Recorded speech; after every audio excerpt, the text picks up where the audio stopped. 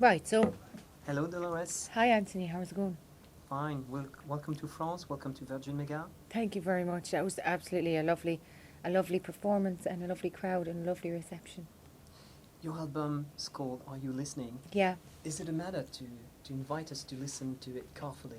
it's kind of really, it's a bit fun, the title. It's joking a little bit, but also I kind of do wonder who would go out there and listen to it, because it's not the Cranberries, it's a different thing, So I was wondering, who exactly was going to listen to it.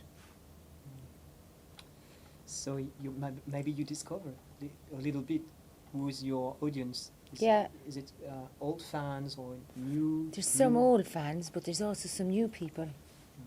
So it's a mix so far. Yeah, it's interesting. It sounds a bit dark, and there's some despair and hope to.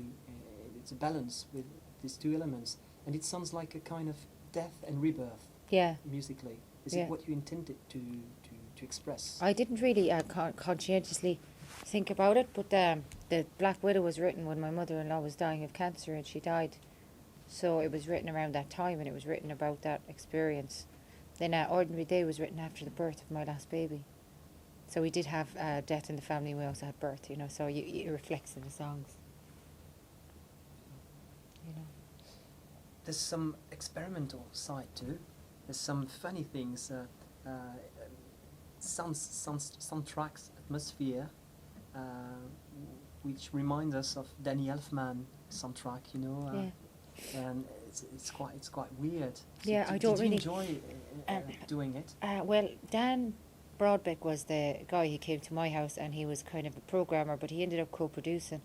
It was great fun. We really, really experimented and we took our time. There was no rush. We just took our time and basically it took a long time, but it was worth it because I think it sounds really quite good now. I think when you take your time, you get better results. And the metal elements are quite amazing too. You're listening to some peaceful piece of music, and then the rush of guitar, Yeah. saturated sounds. That's been really cool to experiment with that as well, Yeah, and the end result was it a surprise or something? And the result? Yeah. It was a surprise, really. I wrote about 30 songs in all over the last 4 years. And we picked out these 12 and put them on the record. So, I mean, you never really know how it's going to end up. So it's surprising how it ends up always. Is it the story of your 5 years of existence, or is this just a journey? It's a journey, really, yeah. Definitely a journey. And can you tell us a little bit about the band and the people involved into this project? Is Yeah. it the band you're touring with? Yeah, and they played on the CD as well. So Steve DeMarchi's on guitar, and then Denny DeMarchi is on keyboard and guitar, and Marco Mendoza is on bass. He's a Mexican guy. And then on drums, there's a guy called Graham Hopkins from Ireland. So they all played on the CD. They're great players, so they're going to come and tour with me. How did you meet them? There was a friend of yours? Friends and stuff like that, yeah, very organic, natural kind of. It wasn't something really professional. It was just a bunch of Just friends. a very natural, organic thing, Yeah. friends and stuff, yeah. Was it important to create in this context? Yeah, I think it's nicer. I don't think I could really just audition strange people and then go and live on a bus with them. Be a bit weird. So it's nicer if it's your friends and you know them, and it's easier then, The creation of this album, was it a painful process or a fun process? It was a very therapeutic process. It was very good to release any emotions that I had, so it was a great vehicle for that. When you face your emotion listening to the music, what is your response now, your emotional response? Why witnesses what you have expressed in this record? There's a sense of relief, that you have kind of released all those emotions and stuff, so it's a nice feeling. But a lot of people say, I am where you are, going through what you went through and stuff like that, so it's nice because people relate to it. I know that you like mirrors. Who? Mirrors, you know, the mirrors, all mirrors, glasses.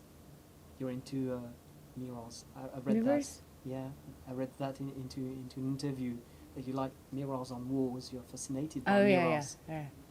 And I was wondering if you've seen the movie from Jean Cocteau, Orphée. No, is it good? Yes, the famous classic French movie. Is it about mirrors? It's about mirrors. It's about the way that you can change from a word to another magic word, Yeah. passing through mirrors. Yeah. It's So- pretty phenomenal, isn't it? Yeah.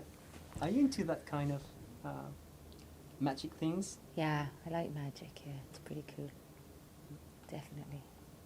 Is there some elements in this album about that changing of words while listening to your music, changing from this environment word and entering a new magic word? In a way, I suppose music, when you sing a song and stuff, you close your eyes and it takes you away somewhere. So you do enter a different world, don't you? You know, it's very kind of, you can't touch it. You can't see it. It's quite spiritual, music is. You work with youth. Yeah. Were you into Killing Joke or No, I stuff didn't like that really when know. you were a kid? No, I didn't really know Killing Joke, but I have to say I like the Verve. Yeah. But I met you through the A&R man who signed me, and he just wanted he wanted me to meet you, and he kind of suggested that you would have a remix of a couple of tracks. So you remixed, or we re-recorded from scratch, Apple, Ordinary Day, and we actually co-wrote a song together as well. He's a really nice guy. He did some electronic production with the Orb too, Yeah, and I was surprised to hear on this album that the two songs he produced on this album are quite acoustic and organic. yeah. It's quite a paradox. He loves organic music, and he's really into vocals. He really said he loved working with the vocals, you know. So it was cool. Did you change your vocal approach, the way you sing, or No, not really, but youth, he had a lot of suggestions for backing vocals that I normally wouldn't do, you know, so he kind of inspired me a bit as well. doing layered vocals, voice, Yeah. things like that? That kind of stuff, yeah. And you dare to do things artistically on this album. And why didn't you try to do it before? Well, usually with the Cranberries, you know, things were a certain way, and we didn't really like to experiment too much. We kind of got safe, I suppose, in a way, you know. We found our sound, and it was our sound, so we stuck with it. We didn't really want to experiment too much.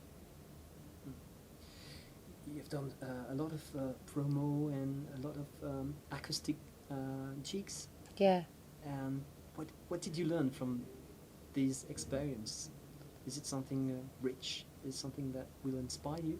Yeah, they're very cool, and it's nice to sing the new songs acoustically because it shows the song as it really is, naked and stripped down.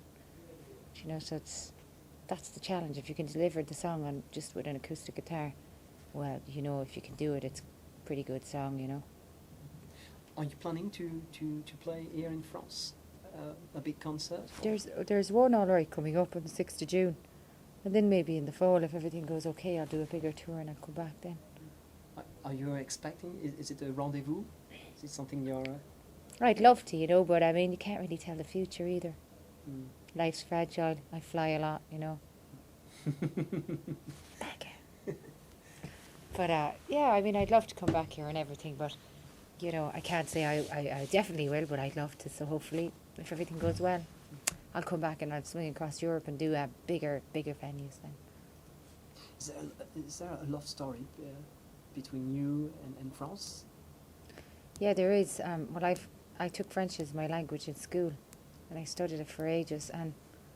And kids in my class used to come on a French exchange to perfect their French, but my mum was kind of she was afraid to let me go off to a foreign country on my own, so I never got to come for the French exchange. And then a lot of my friends were better because they were coming here with French. So I loved the language, but I had no confidence, and I was too embarrassed to try it. So then when I got older and I got more grown up, and then I started to try it a lot more. And then I lived here. We recorded the third album Yeah, Bury the Hatch at the Fort album in Saint-Tropez. And I lived in Saint-Tropez for 3 months, and that was really cool. I still love it. Do you still speak a little bit or no? Ah oui, You've je lost parle it? français. Très bien. Yeah, Ah, il est pas pas mal. mal. Français irlandais. Un petit mot pour la fin, pour les internautes. Any departing words Okay, for them to note? In French? in French. If you want to. I hope that, j'espère. J'espère que vous aimez les nouvelles chansons. Et j'espère que je rencontrerai avec vous dans le 6 de juin en Paris. Et don't worry, be happy. Thank you very much. Cool. Thanks. That was lovely. Thank you.